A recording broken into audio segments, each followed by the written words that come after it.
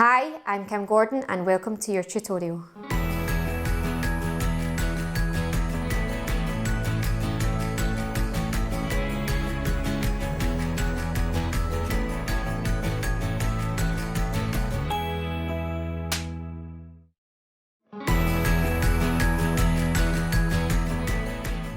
For your perfect foundations for your cakes, you need to have perfect buttercream and you need to have perfect ganache.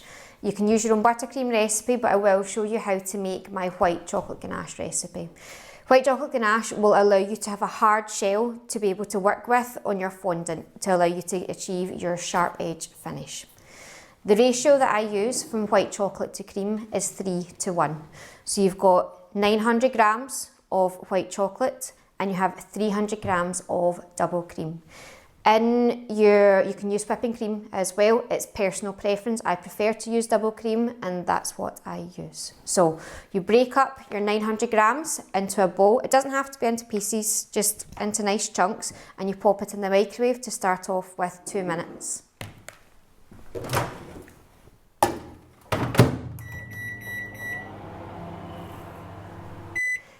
After your first 2 minutes, I would take the white chocolate out, give it a stir, just to make sure that it's not catching at the bottom. Obviously, your microwaves will have different wattage. Mine is an 850. So what you want to make sure that you're doing is that you're melting down the chocolate to get rid of any chunks that are in there. If there's still chunks like there was in mine, pop it back in for another 30 seconds. And we'll see how that is. So let's take it out for another stir. See how we're doing. That's looking great. So now pretty much all of the wee lumps have gone and you've just got a nice runny consistency of chocolate. Again, this is just the way that I make ganache. This is the way that works for me. You may have your own ways, however, this is foolproof. Okay.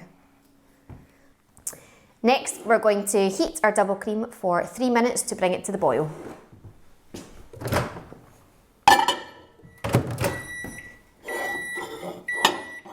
So your double cream should have a nice froth on top and be lightly bubbling.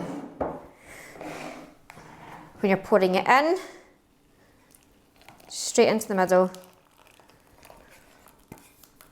and watch you don't burn yourself. Okay. With your ganache, obviously you need to remember that your white chocolate is already melted, so essentially this is a liquid, and just be careful not to splash it up and over the bowl. It is really hot, so just be careful.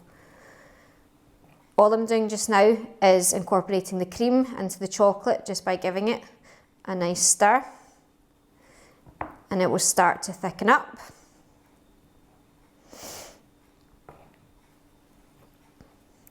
You can start to see that it's starting to do it now.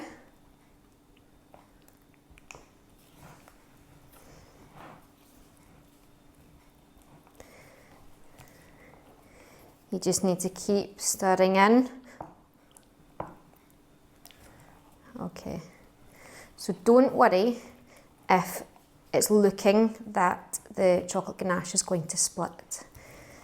This recipe and method has not failed me in 2 years.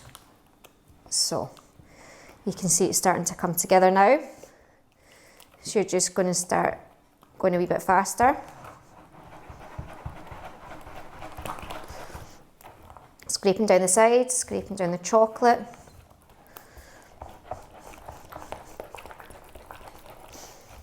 Keep folding in, making sure there's nothing, no chocolate stuck to the bottom. So it gets to a stage where it looks like this. It should fall off of your spatula. Like so. If you think that there is any white chocolate that hasn't melted, and that it has little lumps in it. Just keep stirring. The heat from within the cream will just continue to melt the white chocolate that's there. Okay. There we go. This is perfect white chocolate ganache. What I do is to your ganache, if you are making your cakes, I always make my white chocolate ganache the night before. It needs time to set. If you are decorating your cake at night, you can make your white chocolate ganache in the morning and then leave it for a few hours to set.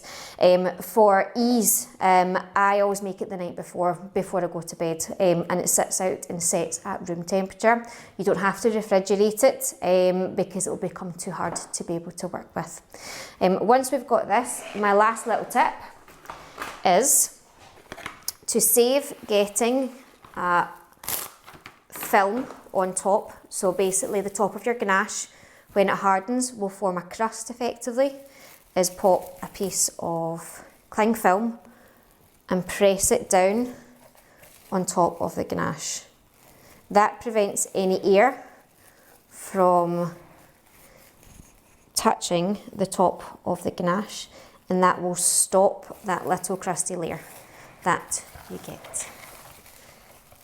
So, ganache made, and it will sit overnight until it is ready to use.